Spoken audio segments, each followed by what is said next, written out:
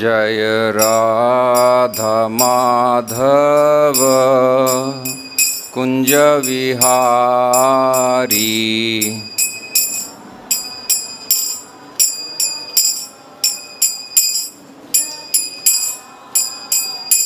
जय राधा माधव कुंज विहारी।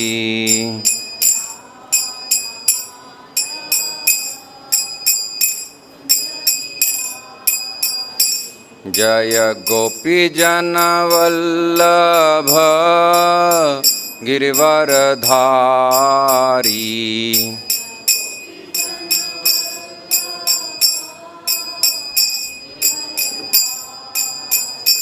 जय गोपीजन वल्लभ गिरिवरधारी।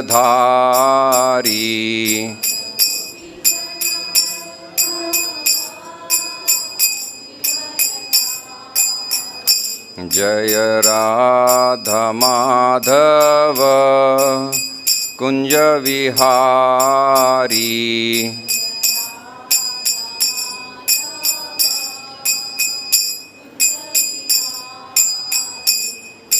यशोदानंदन व्रज जन रंजन।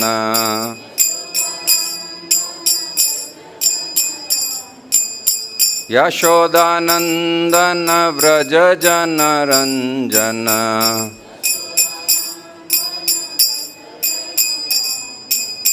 यमुना तीरावनचारी।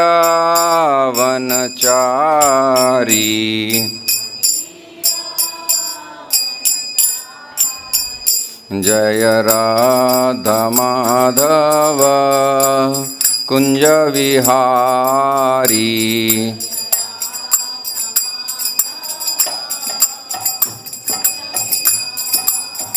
जय राधा माधव कुंज विहारी।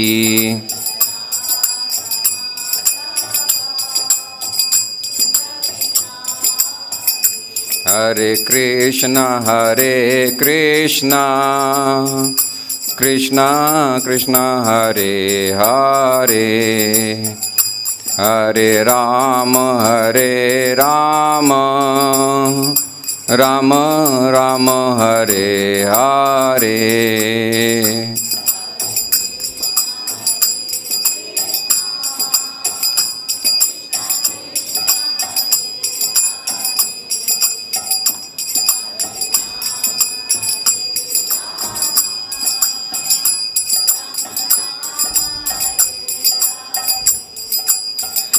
हरे कृष्ण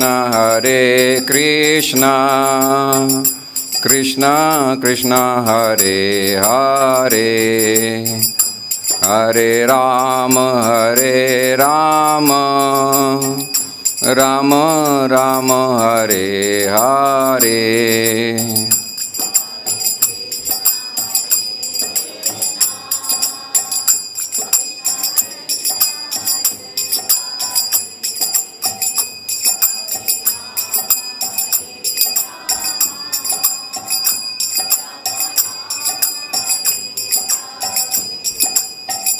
हरे कृष्ण कृष्ण कृष्ण हरे हरे, हरे राम राम राम हरे हरे।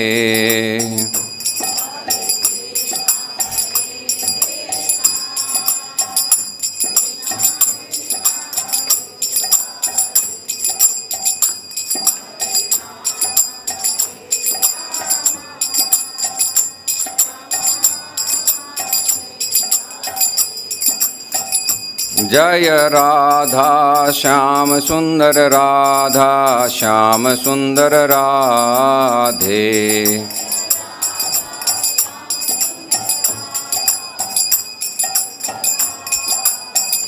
जय कृष्ण बलराम कृष्ण बलराम जय वृंदावन धाम।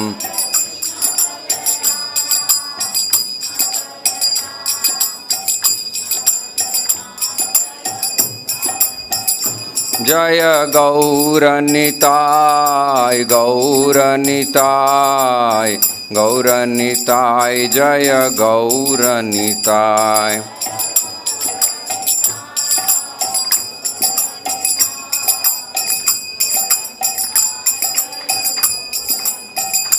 जय जय प्रभुपाद प्रभुपाद प्रभुपाद जय जय प्रभुपाद।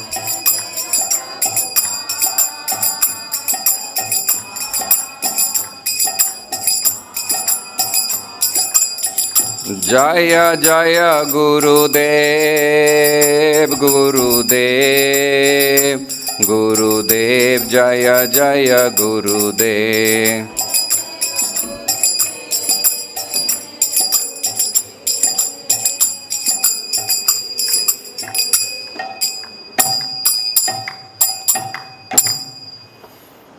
नित्यलीला प्रविष्ट परमहंस परिव्राजक आचार्य अष्टोत्तर शत श्री श्रीमद् भक्ति वेदांत श्रील प्रभुपाद की, श्रील भक्ति सिद्धांत सरस्वती ठाकुर की, श्रील गौर किशोरदास गोस्वामी महाराज की, श्रील भक्ति विनोद ठाकुर की, श्रील जगन्नाथ दास बाबा जी महाराज की, अस्मद आचार्य पर्यंतम वंदे गुरु परंपराम। हरे कृष्ण। श्रीमद्भागवत महापुराण की, समागत वैष्णव मंडली की, श्रीधाम वृंदावन की, निताय गौर प्रेमानंदे। All glories all glories all glories.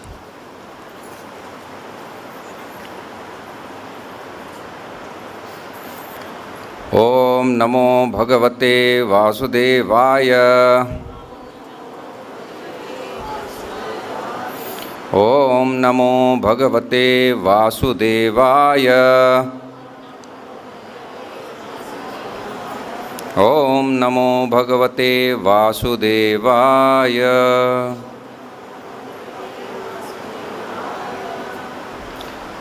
नारायणं नमस्कृत्यं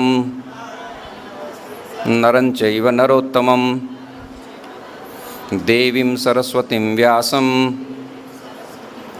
ततो जयमुदीरयेत्। नष्टप्रायेषु अभद्रेषु नित्यं भागवत सेवया भगवतीरुत्तमश्लोके भक्तिर्भवति नैष्ठिकी।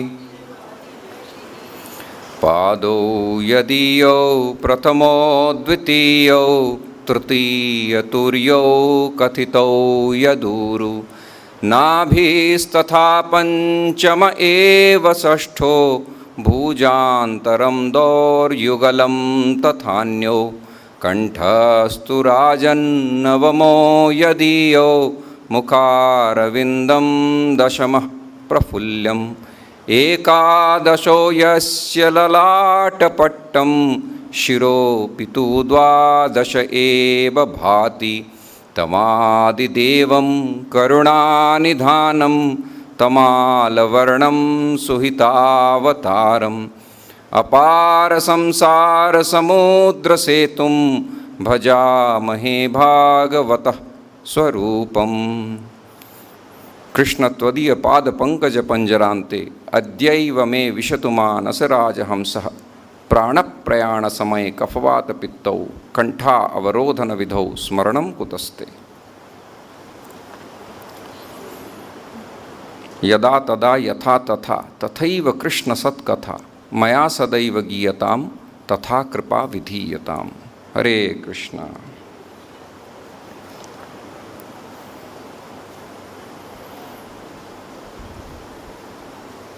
Chapter 9 and 9th canto, chapter 6 and slok number 50.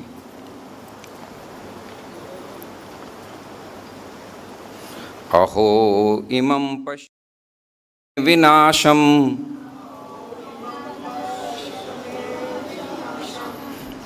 तपस्विनः सच्चरितव्रतस्य अंतर्जले वारिचर प्रसंगात्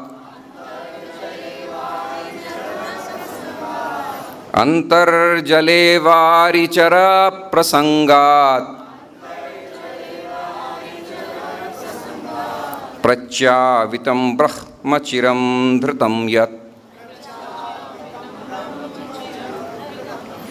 अहो इमं पश्यत मे विनाशम् तपस्विनः सच्चरितव्रतस्य अंतर्जले वारिचरप्रसंगात्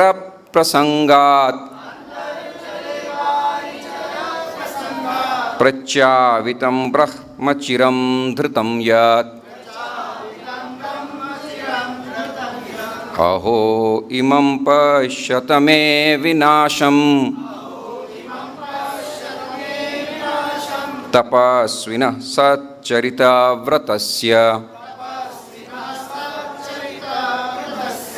अंतर्जले वारिचरप्रसंगात् प्रच्यावितं ब्रह्मचिरं धृतं यत्। बोली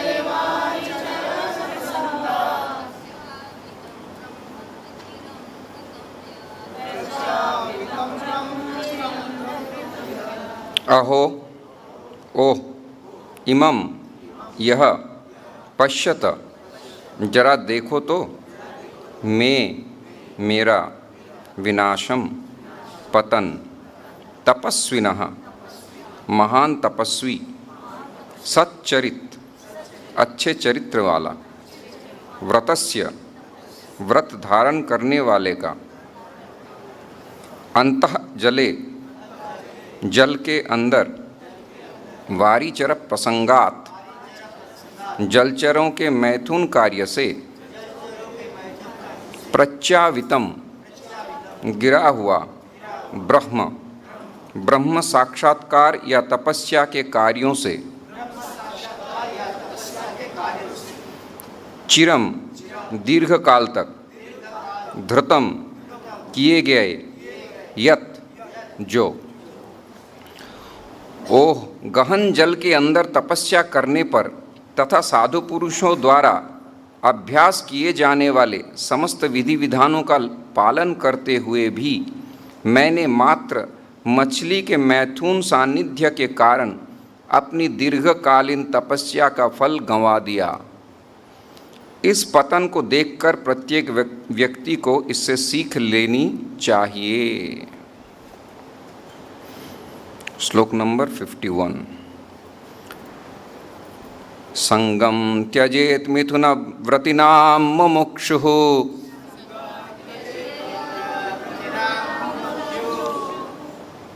सर्वात्मना न विसृजेत बहिरिन्द्रियाणि एकश्चरन् रहसि चित्तमनन्त ईशे युञ्जीत तद्व्रतिषु साधुषु चेत् प्रसंगः।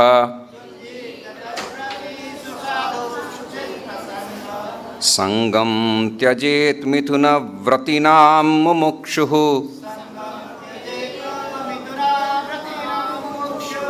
सर्वात्मना न विसृजेत बहिरिन्द्रियाणि एकश्चरन् रहसि चित्तमनन्त ईशे युञ्जीत तद्व्रतिषु साधुषु चेत् प्रसंगः।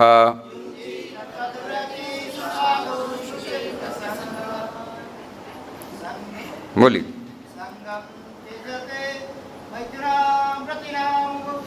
संगम त्यजेत मिथुन व्रतीनां मुमुक्षुः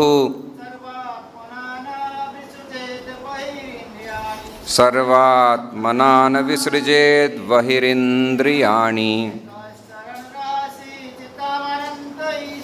एकश्चरन् रहसि चित्तमनन्त ईशे युञ्जीत तद्व्रतिषु साधुषु चेत् प्रसंगः। और कोई माता जी? संगम त्यजेत मिथुन व्रतीनां मुमुक्षुः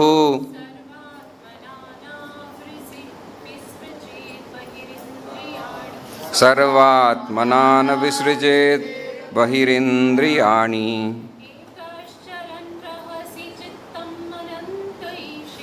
एकश्चरन् रहसि चित्तमनन्त ईशे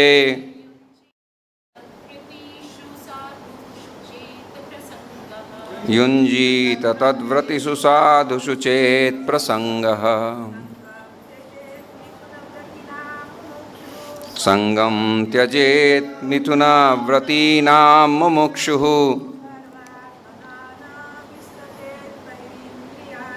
सर्वात्मना न विसृजेत बहिरिन्द्रियाणि एकश्चरन् रहसि चित्तमनन्त ईशे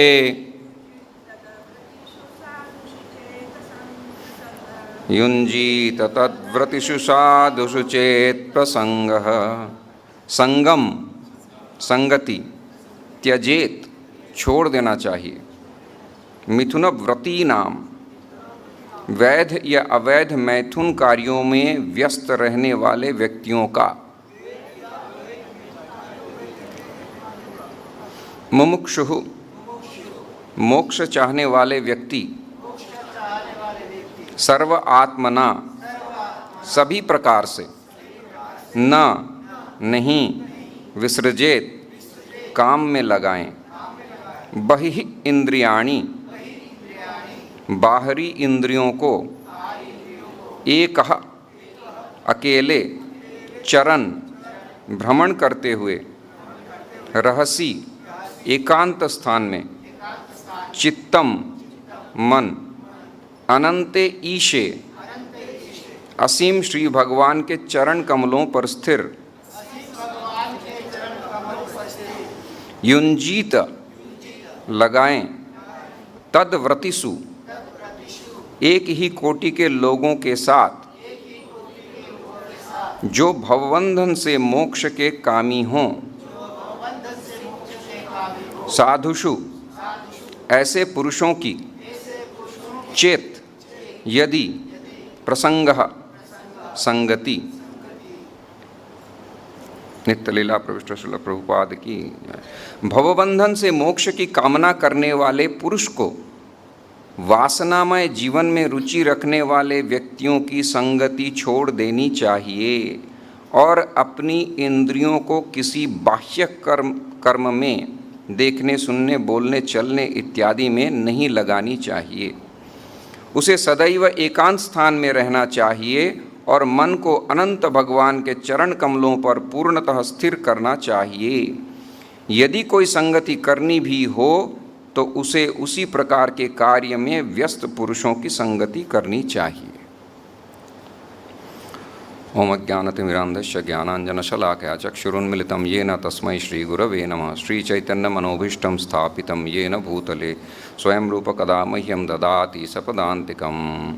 वन्देऽहं श्रीगुरो श्रीयुतपदकमलं श्रीगुरुन् वैष्णवांश्च। श्रीरूपं साग्रजातं सहगणरघुनाथान्वितं तं सजीवं साद्वैतं सावधूतं परिजनसहितं श्रीकृष्णचैतन्यदेवं श्रीराधा कृष्णपादान् सहगणललिता श्रीविशाखान्वितांश्च। हे कृष्ण करुणा सिंधो दीनबंधो जगत्पते गोपेश गोपिकाकांत राधा कांत नमस्तुते। तप्त कांचन गौरांगी राधे वृंदावनेश्वरी वृषभानुसुते देवी प्रणमामि हरिप्रिये। वाञ्छाकल्पतरुभ्यश्च कृपा सिंधुभ्य एव च पतितानां पावनेभ्यो वैष्णवेभ्यो नमो नमः। हरे कृष्ण कृष्ण कृष्ण हरे हरे, हरे राम राम राम हरे हरे। अहो इमं पश्यत में विनाशम, मेरे विनाश को तो देखो। ये साधु की भाषा है। साधु विनाश उसको मानता है जो भक्ति में बाधक हो, और विषयी विनाश उसको मानता है जो विषय का नाश हो। ये दो प्रकार के श्लोक हैं और बहुत मुख्य श्लोक हैं। इस नवम स्कंध में वस्तुतः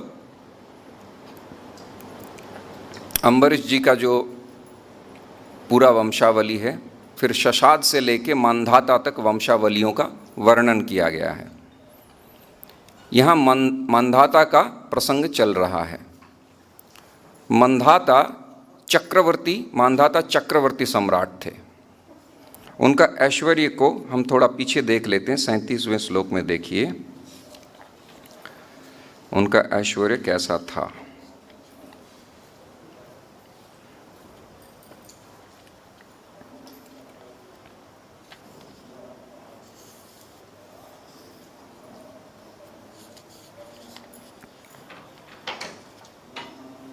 हाँ देखिए 37। यावत् सूर्य उदेति स्म यावच्च प्रतितिष्ठति। जिधर से सूर्य उगता है, सूर्य उगने के बाद जितने परिसर में वो सूर्य की रोशनी व्याप्त होती है, आप समझ लीजिए। तो सूर्य उदेति यावच्च प्रतितिष्ठति, और जिधर अस्तंगत होता है, सूर्य ढल जाते हैं, ये जो पूरा परिसर है, जितने परिसर को वो आलोकित करते हैं, यानी पूरे विश्व को ही तो आलोकित करते हैं ना। तत्सर्वं यौवनाश्वस्य मांधातु क्षेत्रमुच्यते। इतना बड़ा साम्राज्य था मांधाता का, यौवनाश्व का बेटा मांधाता का इतना बड़ा क्षेत्र था। तो कितने बड़े वो राजा होंगे। शशविंदुर दुहितरी विंदु अत्याम मधान नृपः पुरुकुत्स अम्बरीश मुचकुंदम च योगिनम तेषां स्वसारा 50 सौवरिम वब्रिरे पतिम। तो इनके 3 पुत्र थे। कौन कौन थे? शशविंदुर दुहितरी, हाँ, पुरुकुत्स, अम्बरीश और मुचकुंद, ये 3 पुत्र थे और 50 कन्याएं थीं। स्वसारह माने बहन, इनके बहन। 50 माने 50। ये हो गया मांधाता का परिवार, बहुत छोटा परिवार। अब क्या हुआ कि यमुनांतर जले मग्न स्तप्यमानः परम तपः। देखिए यहाँ के शब्द जो हैं, परम तपः स्तप्यमानः, तप कैसा कर रहे हैं न, परम तप, सुदृढ़ता के साथ सौभरी ऋषि। निर्वृत्तिम, ये निवृत्ति नहीं, निर्वृत्ति शब्द है। निर्वृत्तिम मीन राजस्य दृष्ट्वा मैथुन धर्मिणः। तो 38 है ये, 39 आई थिंक। तो मछलियों का मैथुन क्रिया को देख के इनका मन विचलित हो गया और मन में काम भाव का उद्रेक हुआ। जात स्पृहा, अब इनके मन में स्पृहा उत्पन्न हो गई कि मुझे मैथुनी क्रिया में संलग्न होना है। ये अभिलाषा उनके मन में जागृत हो गई। फिर क्या हुआ, वो मानधाता ऋषि के पास गए, मानधाता के पास। जातस्पृह नृपम विप्रः कन्याम एकम अयाचत, एक बेटी मुझे दे दीजिए। और मानधाता यावत सूर्य उदेतिश्च यावच्च प्रतितिष्ठति, इतने बड़े राज चक्रवर्ती सम्राट थे, तो उनकी कितनी बुद्धि होगी। अंबानी इतने बड़े हैं, उनके इतने बुद्धि हैं, और आप उनके शादी में नहीं जा सकते। तो ये चले गए मानधाता के पास और कह रहे हैं मुझे एक बेटी आप दे दो। अब नीति शास्त्र ये कहता है कि बेटी को हमेशा सुयोग्य वर को ही प्रदान करना चाहिए, वरना ही पिता को दोष लगता है। आप अयोग्य पति के पास अपने बेटी को दे देते हैं तो ये पिता के लिए उचित नहीं है। सुपात्रे नियोजयेत कन्याम, ये है श्लोक। तो सुपात्र देख के देना चाहिए। अब इनकी अवस्था देखिए, 41 में देखिए, ये जो आए हैं कन्या मांगने, वो कैसे हैं, सौभरी ऋषि। दूसरे लाइन में देखिए, बलि पलित एजत कहा इत्यहम प्रत्युदाहृतः। बलि पलित, बलि माने झुर्रियां पड़े हुए हैं, और कितनी उम्र है अंदाजा लगा लीजिए। पलितः माने पके हुए बाल हैं सभी, और एजत कहा कंपमान शिर है, मतलब सिर हिल रहा है। बुढ़ापे में बहुत ज़्यादा, जब बुढ़ापा हो जाए तो हाथ पैर हिलने लगते हैं। उसके ऊपर लिखिए जरठः, तो ऐसी दशा है, और वो आए हैं कन्या मांगने। और ये सब तपःपूत अंतःकरण वाले हैं। मानधाता जानते हैं सौभरी ऋषि का प्रताप। गरुड़ मछली खाने आए थे ना, तो उनको इन्होंने ही श्राप दे के भस्म कर दिया था। तो वही ऋषि हैं। अब इनको मना कर दें तो क्या होगा फिर, अगर इनको मना कर दिया जाए। लेकिन उन्होंने इतना सुंदर जवाब दिया, देखिए डिप्लोमेटिक आंसर। उन्होंने क्या कहा कि हाँ, श्लोक नंबर 40 के अंतिम लाइन में है, मैं बता देता हूं आप लोगों को, कि सोप्याह गृह्यताम ब्रह्मन कामम कन्या स्वयंवरे। सो अपि आह, आह माने बोला, लिट लकार का रूप है ये। तो उन्होंने भी कहा कि ठीक है, आप विवाह करना चाहते हैं, आइए आप स्वयं वरण कीजिए। तो उनको पता है, इन वृद्ध को देख के स्वयंवर में क्या होता है, पत्नियां मतलब राजकन्याएं पति चुनती हैं। यहाँ पे जो राजकुमार है उनका कुछ रोल नहीं होता है। तो कन्याएं वरण करें तो आप इतने योग्य हों। तो उन्होंने मना नहीं किया। उन्होंने क्या कहा, आप जाइए स्वयं चयन कीजिए, जो भी आप 50 में से जो भी आपको पसंद करें आप उसी को अपना पत्नी मान के ले जाइए। अब ये है तपःपूत अंतःकरण वाले। इन्होंने तभी यही सोचा कि स विचिन्त्य अप्रियम स्त्रीणाम जरठो असन्मतः। अगर कोई व्यक्ति जरठ होगा, जरठ माने वृद्ध, वली पलित केश हैं, नसें दिख रही हैं शरीर के, हड्डियां दिख रही हैं, ऐसा कोई अगर होगा तो उसको कोई कन्या वरण नहीं करेगी। ये सौभरी ऋषि जानते थे। उन्होंने क्या किया, तपोबल से अपने आप को 18 साल के जो जवान होते हैं वैसे अद्भुत सुकुमार को उन्होंने प्राप्त किया। अब उनकी जो क्षमता है उनका अंदाज़ा लगाइए। फिर होता गया, अब क्या हुआ, जब वो अंदर प्रवेश किए, फिर द्वारपाल थे, मानधाता ने आज्ञा दे दिया, जाओ आप इनको अंदर ले जाओ और महल में कन्याओं के साथ मिलाओ। तो जब ये आए, इनके शरीर से इतना तेज तपे हुए सोने के जैसी आभा, वो सब देख के यहाँ पे एक शब्द का प्रयोग किया गया है, तासाम 44 तासाम कलिरभूत भूयाम तदर्थे अपोह्य सौहृदम। अपोह्य मतलब छोड़कर, सौहृदम। अब 50 बहनें एक साथ रहती हैं, एक साथ खाती हैं, एक साथ गुनगुनाती हैं, तो कितना प्रेम होगा। और राजकन्याएं, किसी चीज़ की कमी तो है नहीं। अब इतने प्रेम में रहने वाली कलिरभूत, कली शब्द का अर्थ कलह भी होता है। जिस युग में वास कर रहे हैं हम, वो कलह का युग है।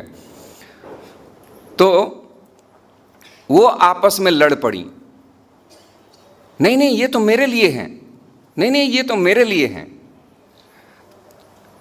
तो इससे ये सीख मिलता है कि जब स्वार्थ पे बनती है तो जो अपने रुधिर से संबंध रखने वाले, अपने खून से संबंध रखने वाले, वो भी बैर हो जाते हैं, वो भी आपस में मित्रता छोड़ देते हैं। तो आपस में लड़ने लगी। तो 50 कन्याएं ही वरण कर ली इनको, और फिर 50 कन्याओं के साथ वो अब चले गए, संसार को भोगने लगे। अब बहुत दिन व्यतीत हो गया। मानधाता सोचने लगे 50 बेटी तो मैंने दे दिया है, लेकिन उस ऋषि को दिया है जो बलि पलित केशः, ऐसी अवस्था थी, जर्जर अवस्था। तो पिता के मन में तो दुख होता ही है। तो देखने गए। जब वो गए, जो राज चक्रवर्ती ससागरा पृथ्वी के सम्राट, वो देख के आश्चर्यचकित रह गए कि वो सौभरी ऋषि वली पलित केश समन्वित, उनके पास इतना मणियों का महल, इतना ऐश्वर्य, और वो 50 कन्याओं के साथ एक साथ तपोबल से 50 घर निर्माण कर दिया, जैसे भगवान ने किया था ना 16,108, और सभी जगह उपस्थित थे। ये देख के मानधाता आश्चर्यचकित हो गए कि इनमें इतनी क्षमता है। सब खुश थे, सब कुछ था। अब क्या हुआ, सौभरी ऋषि को जब भोगते भोगते भोगते भोगते उन्होंने देखा इसमें कुछ खास है नहीं। और सच्चरित व्रतस्य, अब हम अपने श्लोक में आते हैं। अब क्या कह रहे हैं देखिए, अहो पश्यत में इमं विनाशम, हाय मेरे विनाश को देखो। अगर कभी कोई चीज़ विनष्ट हो जाए, कोई बहुत मूल्यवान वस्तु है आपके पास, घर हो, गाड़ी हो, कुछ भी हो, और वो अगर विनष्ट हो जाए, कोई अगर विनाश कर दे, उसका नष्ट कर दे, तो आपको क्रोध आएगा। और अगर आपके गलती के कारण वो विनष्ट हो जाए तो आपको पश्चाताप होगा। और पश्चाताप का फल क्या है? जब पश्चाताप होती है कि हाय ये मेरे गलती के कारण ऐसा हो गया, तो जो पूर्व प्रवृत्ति थी, जैसे जिस प्रकार से हमने संघर्ष करके उस चीज़ का संग्रह किया था, उसमें फिर से वो प्रवृत्त हो जाता है। कोई लड़का परीक्षा में अनुत्तीर्ण हो जाए, बहुत अच्छा लड़का था, बहुत अच्छा 98% लाने वाला, अचानक से उसको वो फेल कर जाए, 32% मिल जाए, उसको 25% मिल जाए, तो उसमें अब जो होगा उसे पश्चाताप कहता है। अच्छा, पश्चाताप और वैराग्य में अंतर है। पश्चाताप और वैराग्य में अंतर है। पश्चाताप आपने कर्म किया, गलती किया, उसके बाद आपको ताप हुआ है मैंने क्या कर दिया, ये पश्चाताप है। और वैराग्य स्वतः भी हो सकता है, वो भोगे बिना भी उसको स्वतः वैराग्य हो सकता है, लेकिन पश्चाताप भी वैराग्य के कारक हो सकता है। तो यहाँ पे कह रहे हैं मेरा विनाश, मेरे विनाश को तो देखो। पश्यते में इमं विनाशम तपस्विनः सच्चरित व्रतस्य, मैं सच्चरित व्रत करने वाला व्यक्ति था, सच्चरित व्रत के तपस्या में एक निष्ठ रहा मैं। आचमन करके जल छिड़क दिया और गरुड़ भस्म हो गए तो कितनी ताकत होगी उनमें। और मैं मणियों का महल बना दिया, 50 महल। तारुण्य अवस्था, वृद्धावस्था से तारुण्य अवस्था में आ गए, तो जिसको हम कहते हैं साइंटिफिकली अनकॉम्प्रिहेंसिबल, इसको हम सामान्य बुद्धि से नहीं समझ सकते। इसीलिए ये जितनी भी कथाएं हैं ना, ये कोई मनुष्य तुल्य क्रियाएं नहीं हैं, ये अति मानुष्य लीलाएं हैं। तो वहाँ से अब मैं वारिचर प्रसंगात, देखिए कह रहे हैं अंतर्जले वारिचर प्रसंगात, पानी के अंदर यमुना जी के जल में मछलियों की मीन क्रीड़ा, मैथुनी क्रीड़ा को देख के मेरे मन में मैथुन की इच्छा जागृत हो गई, धिक्कार है मुझे, ये पश्चाताप होने लगा। प्रच्चावितम ब्रह्मचिरम धृतम यत्, आज तक जो मैंने दृढ़तापूर्वक ब्रह्मचर्य का धारण, ब्रह्म शब्द का अर्थ है ब्रह्मचर्य है, ब्रह्मचर्य को मैंने धारण किया था, वो आज एक सामान्य मैथुनी क्रिया को देखने, वो भी कैसी मैथुनी क्रिया न, वारिचर प्रसंगात, मछलियों का, कुयोनि का, समयोनि में नहीं, कुयोनि का मैं प्रसंग को देख के मेरा इतना अधपतन हो गया, धिक्कार है मुझे, ये भावना उनके अंदर जागृत हो गया। ये जो श्लोक है पहला वाला,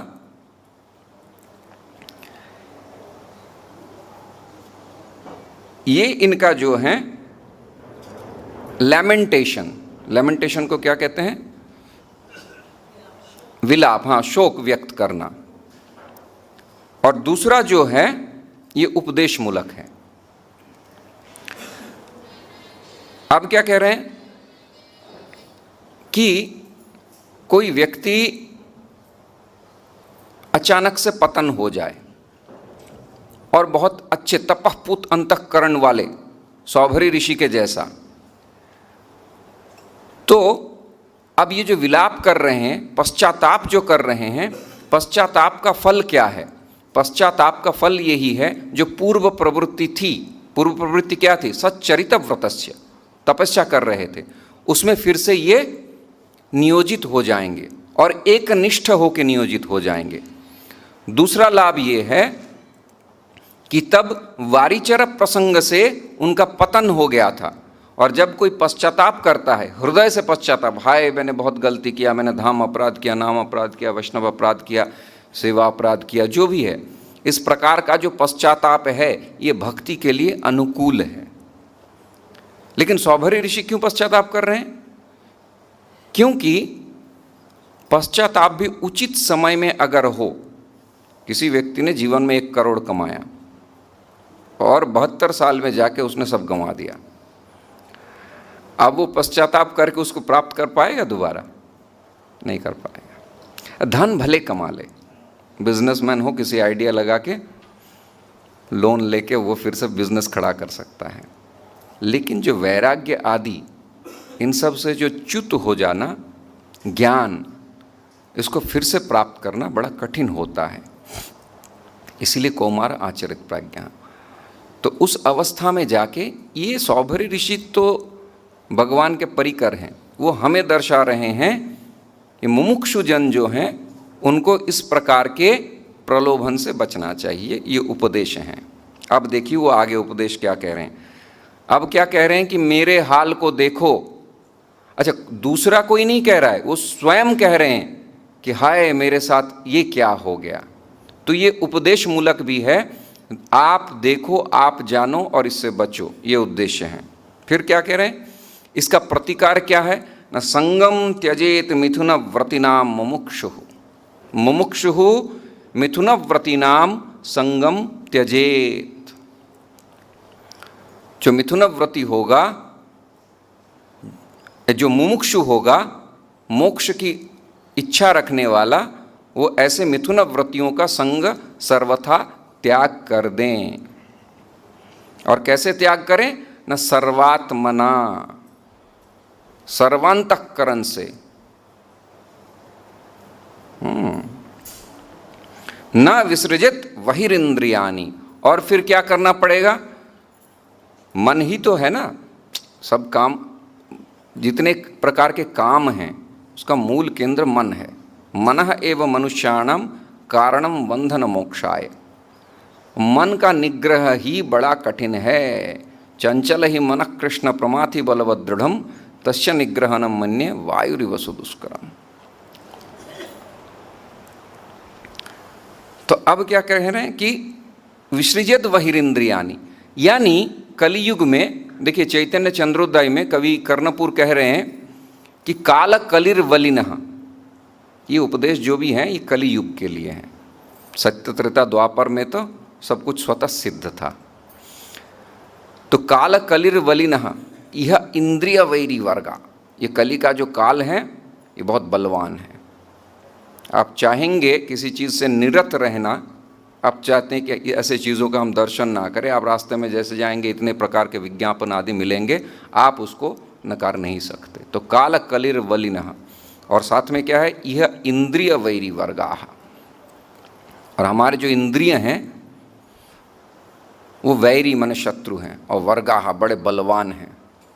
अब क्या कह रहे हैं कवि कर्णपुर? हक्क यामि किमहम करोमि। हे प्रभो, हे चैतन्य चंद्र, हक्क यामि किमहम करोमि चैतन्य चंद्र यदि नाद्य कृपाम करोषि। अगर चैतन्य चंद्र कृपा नहीं करते हैं तो मैं कुछ भी नहीं कर सकता। यानी इससे ये स्पष्ट हो गया कि कलियुग के सामान्य जीव, नित्य सिद्धों की बात मैं नहीं कर रहा हूँ, सामान्य जीव, उनको कृपा की आवश्यकता है। और इसीलिए वैष्णव संघ की इतनी महिमा है। हम जो कहते हैं ना वांछा कल्पतरुभ्यश्च कृपा सिंधुभ्यैव च, अब हरिभक्ति विलास आदि में लिखा है कि वैष्णव वैष्णवम दृष्ट्वा दंडवत प्रणमित भूमौ।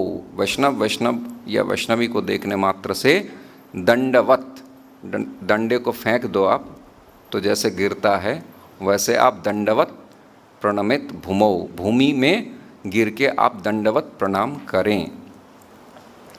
तो कृपा की बड़ी आवश्यकता है। एक मैं प्रसंग बताता हूँ। प्रहलाद जब गुरुकुल से आए, उनके गुरु कौन थे? षंडामर्क, शुक्राचार्य के बेटे।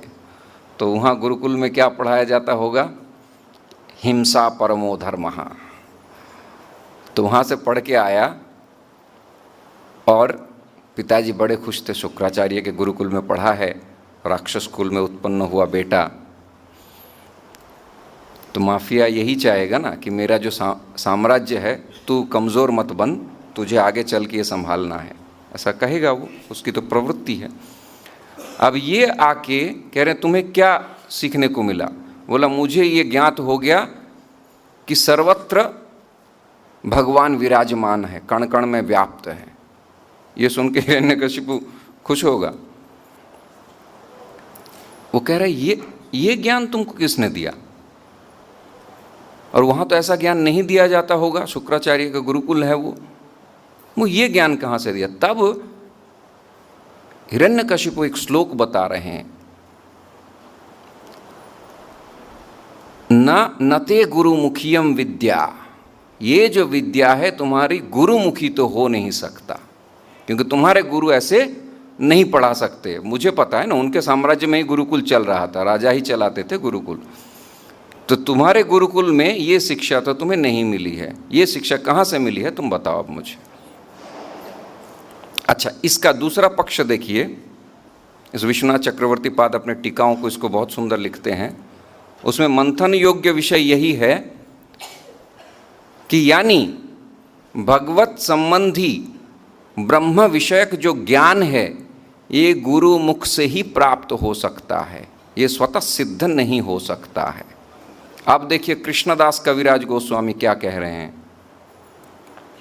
आश्रय लैया भजे तारे कृष्ण नाही त्याजे, आर सब मरे अकारण।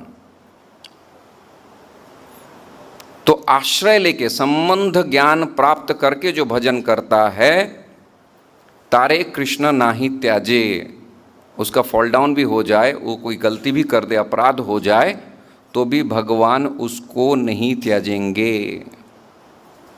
आर सब मरे अकारण, अगर सदगुरु का ग्रहण नहीं किया फ्रॉम ए बोनाफाइड संप्रदाय, प्रामाणिक संप्रदाय से सदगुरु से संबंध स्थापित करने के बाद अगर भजन में कोई प्रवृत्त नहीं हुआ, स्वतः कहते हैं अरे हम तो जानते हैं, हम भी कृष्ण की भक्ति करते हैं, आपको हमें बताने की जरूरत नहीं कैसे करना पड़ेगा, हमारे अंदर भी भक्ति है, ऐसे सामान्य लोगों का विश्वास होता है।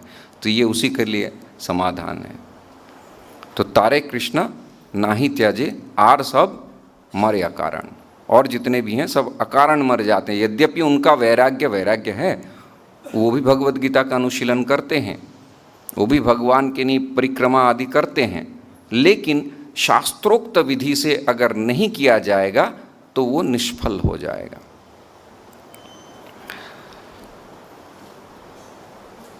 और वो भी वैष्णव। एक बार महाप्रभु के पास महाप्रभु के काउंसलर कौन थे?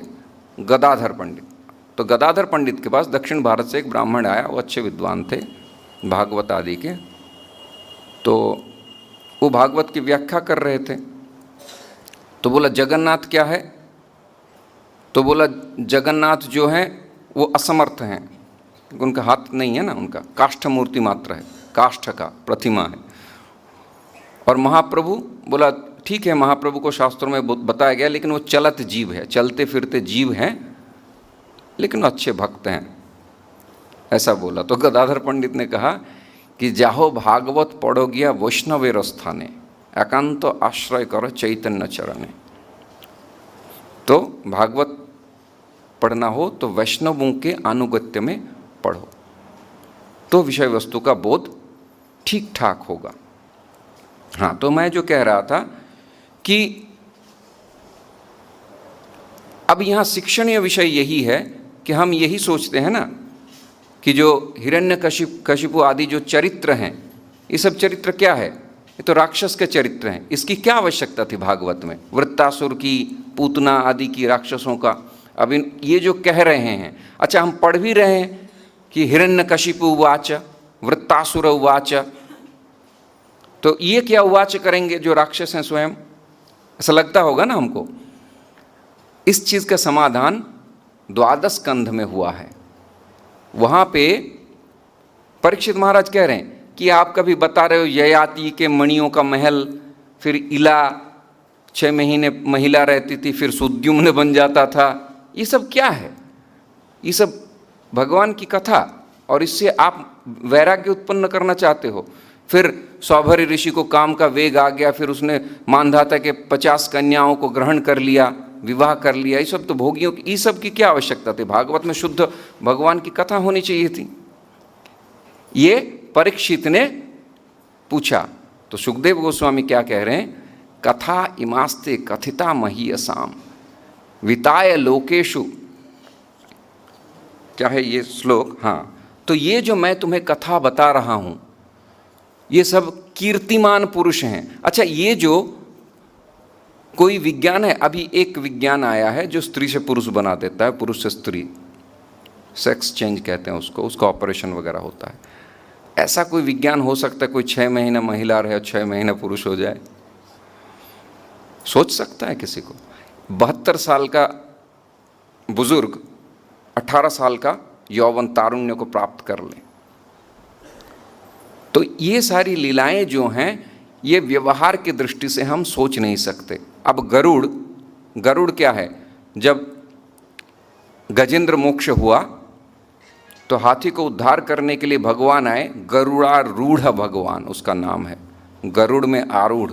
वहाँ पे ये लिखा गया भागवतम में कि छंदोमयेन गरुड़ेन आरुह्य तो गरुड़ के जो पंख हैं वो वेद की ऋचाएं हैं, उससे साम वेद का गायन होता है। तो जो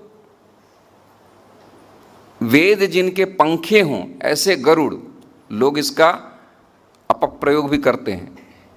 तो गरुड़ भी तो भगवान का भक्त था लेकिन मछली खाता था, समझ रहे हैं। तो अवर श्रेणी के जो श्रोता होते हैं वो ऐसे कदर्थ निष्पादन करते हैं। तो गोस्वामी गण, हमारे पूर्वाचार्य गण यही कह रहे हैं कि ये जितनी भी लीलाएं हैं ये सब क्रीडार्थम कृतम इदम जगत, ये जितनी भी लीलाएं हैं ये सब भगवान ने क्रीड़ा के लिए किया है। और जो भी लीलाएं, ययातियों का मणियों का महल, अम्बरीश चरित्र, पृथु चरित्र, सगर, मानधाता, ये मृत्युलोक में आके भगवान के परिकर ने ऐसी लीलाएं की। और कह रहे हैं इसको वाग्विलास मात्र मत सोचना, इसको ये समझोगे यार ये तो कहानी है। वो कहते हैं ना फिल्म में, अरे अब तो सस्पेंस है, वहाँ इस फिल्म में बहुत ज़्यादा सस्पेंस है। तो ये सस्पेंस क्रिएट तो है, इसके अगर ये नहीं होगा तो मर्त्य पुरुष इसको नहीं सुनेंगे। दूसरी बात ये है कि आगे कह रहे हैं सुखदेव गोस्वामी कि ज्ञान वैराग्य विवक्षया, मैंने जो ये इतने सारे चरित्रों का वर्णन किया है ये किस लिए किया है कि मेरा उद्देश्य है इसके द्वारा ज्ञान और वैराग्य का उत्पन्न करना। ज्ञान वैराग्य विवक्षया मया प्रणीतम।